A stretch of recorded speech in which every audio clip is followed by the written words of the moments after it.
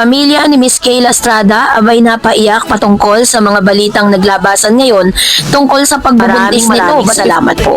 So recently po ay nauuso ngayon ng ilan sa mga blind items at isa sa mga pinagkaguluhan at talaga na frenzy at talagang grabe po yung naging reaction ng mga tao patungkol po sa issue or sa blind item ng end of power couple fairy tales. Una pong lumabas dito ang mga pangalang ito ni Mr. Luis Manzano, Miss Jessie Menjola, Mr. Dingdong Dantes and ang kanyang wife na si Miss Marian Rivera, and recently ay lumulutang ang pangalan ni Miss Tony Gonzaga at ang kanya pong asawang si Paul. So dahil po dito ay naglabas ng kanilang mga statement si Marian, ang Dongyan, si Luis at saka si Jessie. Tapos eventually lumabas po yung pangalan nitong si ito pong mga ina ni Miss Cassie Legaspi na si Miss Carmina Villaruel at Soren Legaspi. Pero kalaunan sinabi ni Mr. OG Diaz sa kanyang showbiz channel na still magkasama pa rin po yung couple na ito kasi parang sila po yung tinuturo ng ilang mga netizen. Pero base po dun sa mga clue na nilabas nitong si Mr. OG Diaz, malayong malayo na si Mr. Soren Legaspi tsaka nga si Miss Carmina dahil parehas sila ng field or karera na tinatahak kasi base sa clue magkaibang career path yung tinatahak ng mag-asawang ito. So kasabay nito ay usap-usapan din hindi pa man po nalulusot or hindi pa po nalalaman yung una. Meron na naman panibago na may isang aktor na magaling na aktor na hindi patuli. At ngayon naman pinag-uusapan at mainit na topic ngayon sa X na dating Twitter na isang actress na baka di daw matuloy ang pelikula dahil sa pagbubuntis. So ito po ngayon ang ating pag-uusapan kasi ito po related dito po kay Miss Kayla Estrada. So matapos kasing lumabas at talagang mabunyag na ang totoong relasyon nitong si Miss Kayla at ni Mr.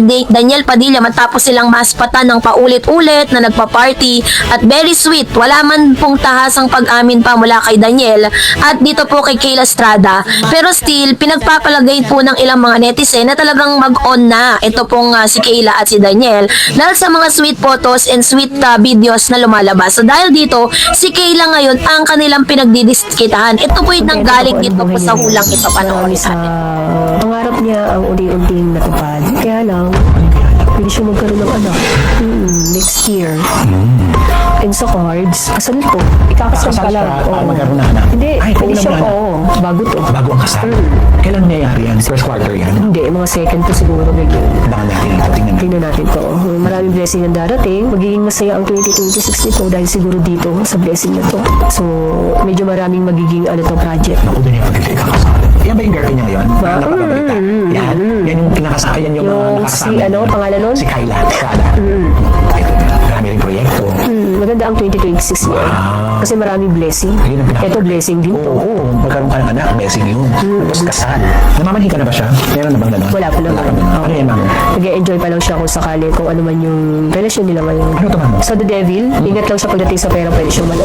So baka may mga investment ganyan. Ingat lang siya sa pagkakatiwala ang tao. Oo, usually kasi ang binibigti nila mga scammer talaga yung malakas kumita. Oo, tama. Pero pag malakas ka naman kumita, kung alam mo na makikita ka pa rin, bakit naman hindi? Lalo kung may ibibigay ka naman, di ba? Tama.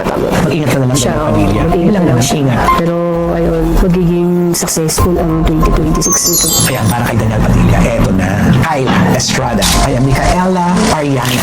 March 16, 1996. Kayla Estrada. Tuloy yung marketing. So, yan. Unang salam niya para sa teleserye, pero talaga binubuga. Ito, masaya tong tao na to. Alam mo yung feeling ng in love. Ganda sa kanya. Ramdam na ramdam. Oo, sa cards kasi niya, ganun din eh. May maganda kang trabaho ngayon. Though pagod, pero alam mo yung masaya. Lumabas din sa kanya.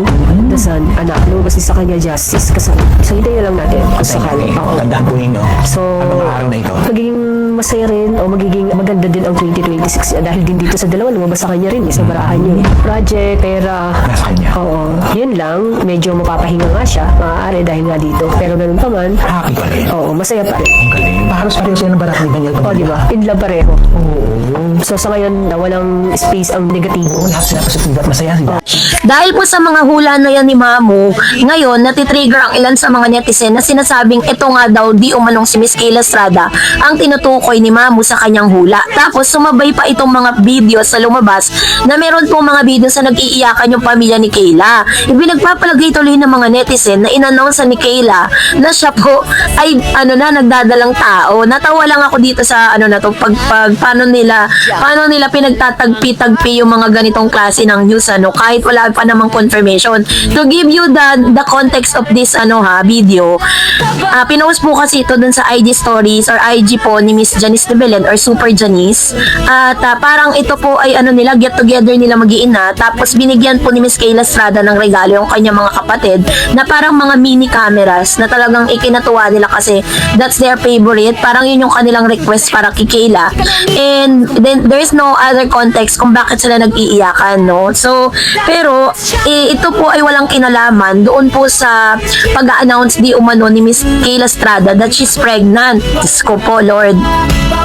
Ganon kabilis, grabe po yung wildfire nitong news na to at talagang pinag-uusapan online dahil so kung po naman natin, kung lalaliman din natin yung ating pong investigation with regards to this.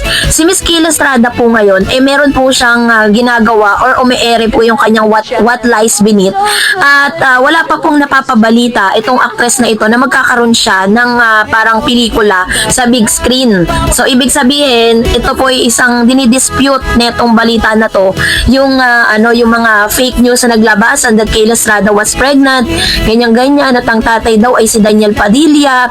Pero kung totoo man ang mga balitang ito, di mas maganda, di ba? Kasi it's a great blessing. Wala namang tatapakang tao si Kayla Estrada kasi she was single.